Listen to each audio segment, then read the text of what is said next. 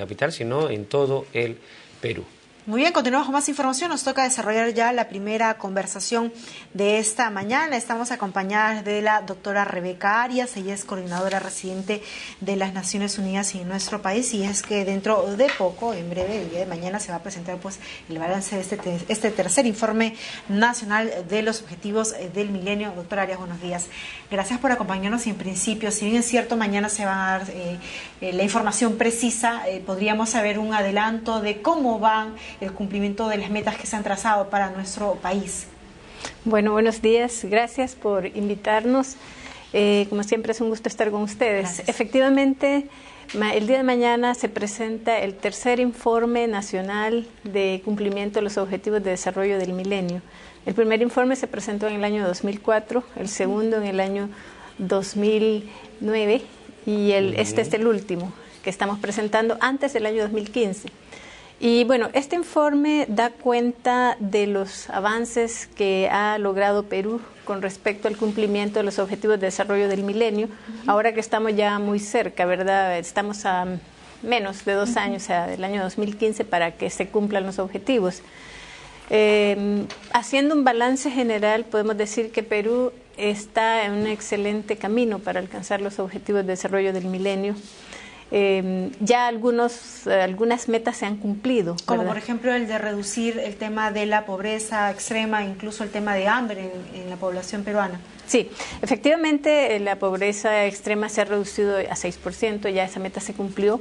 La pobreza total también ya se ha reducido a 25.8%, también ya se cumplió esa meta, porque la meta era 27% en el 2015, es decir, Perú ha cumplido sus metas de reducción de la pobreza antes del año, ¿no? Antes del año 2015.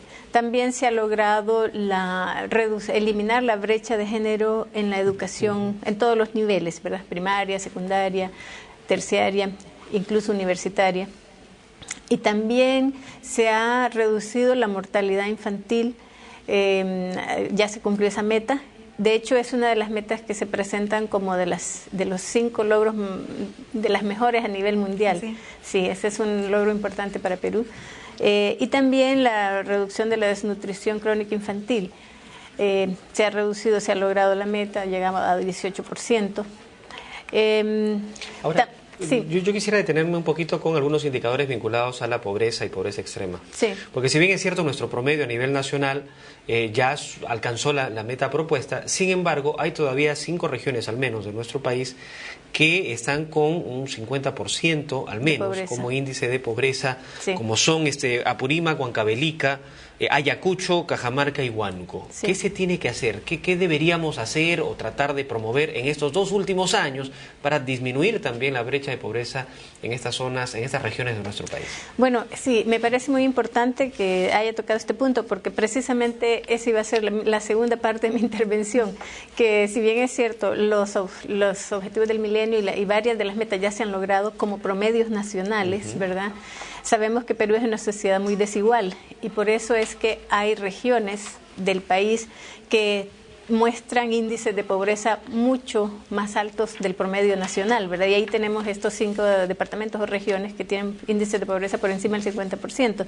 En general, la pobreza en las zonas rurales está por encima del 50%. Así también los índices de desnutrición infantil están por encima del promedio nacional, los índices de mortalidad infantil, de mortalidad materna, etcétera. Entonces, ¿esto qué significa? Que la pobreza tiene una característica que es predominantemente rural, ¿verdad?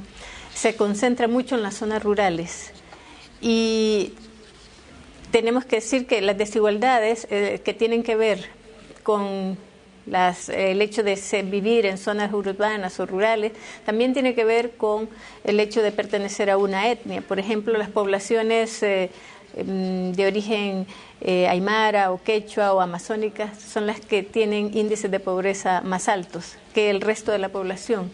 Así también podemos decir que por razones de género también hay esa disparidad, ¿verdad? Los hogares encabezados por mujeres en las zonas rurales tienen índices de pobreza mucho más altos que los hogares encabezados por hombres.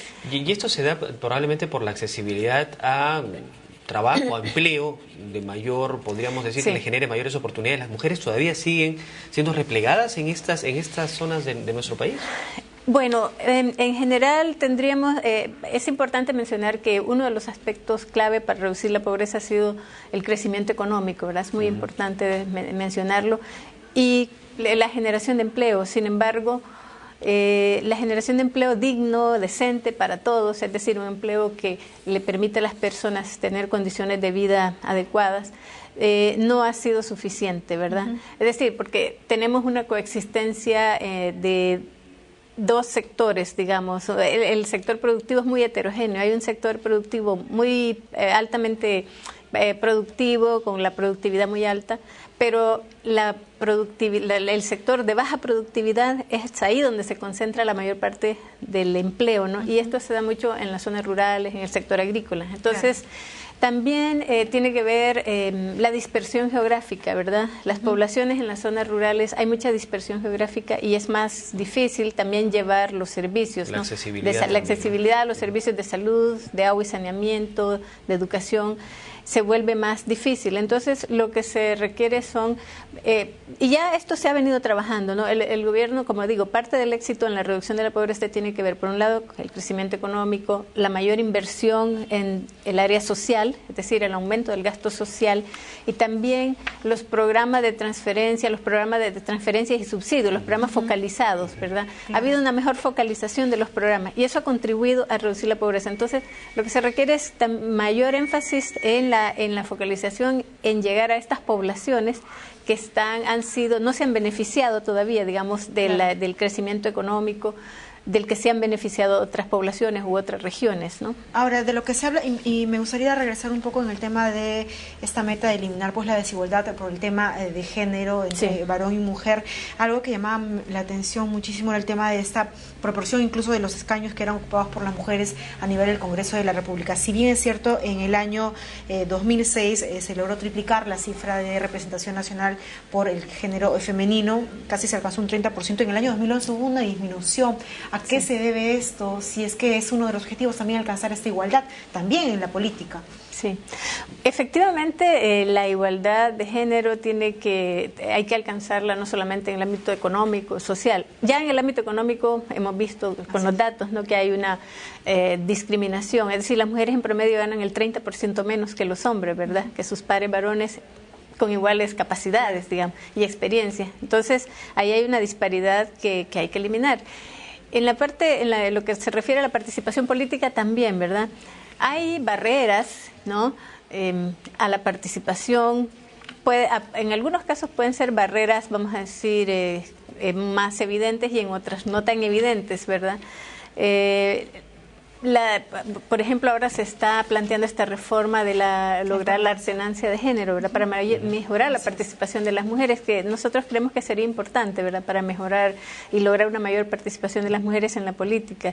Pero sí, creemos que se deben abrir más los espacios en los partidos políticos y en otros sectores de la sociedad para que haya una mayor participación de las mujeres en la política, ¿verdad?, y que no queden relegadas a cargos de menor importancia, ¿no?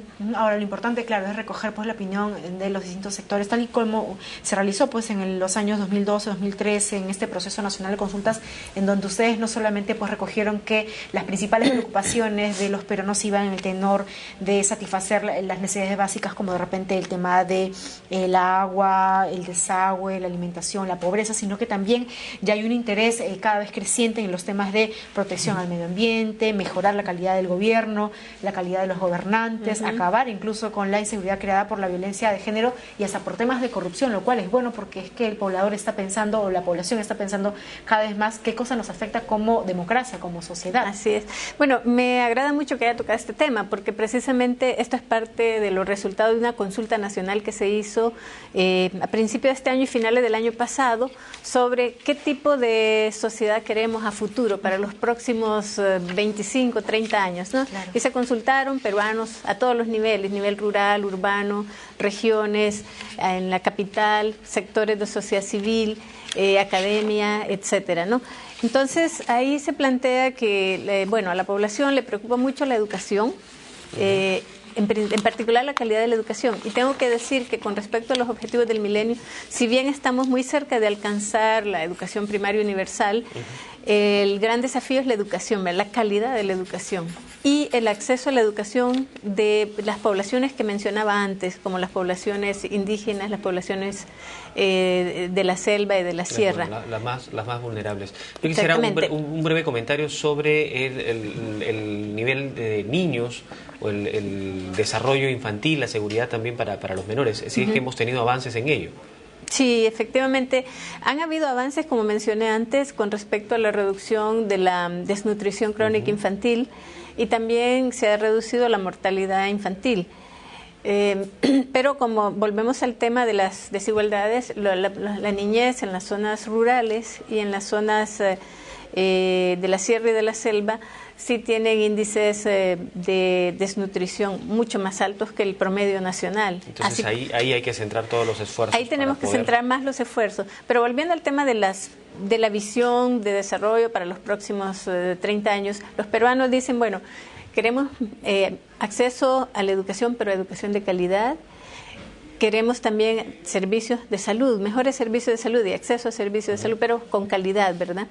Y el tercer punto que sale como prioritario, que usted mencionaba, es el tema de la protección del medio ambiente, protección de las fuentes de agua, acceso a agua.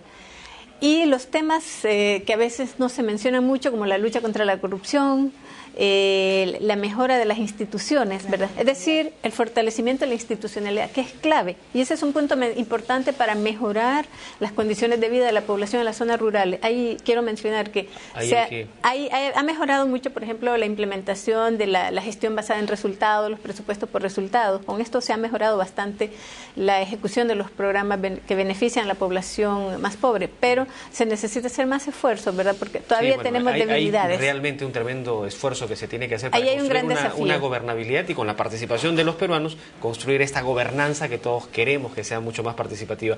Le agradecemos muchísimo por habernos acompañado esta mañana. Vamos a estar al pendiente de la entrega de este informe para poder ya informar con cifras específicas, teniendo el informe en la mano, que tengo entendido mañana va a ser presentado, para compartir con nuestros televidentes. Gracias por estar con nosotros. Muchas gracias a ustedes. Bien, ahora nosotros nos vamos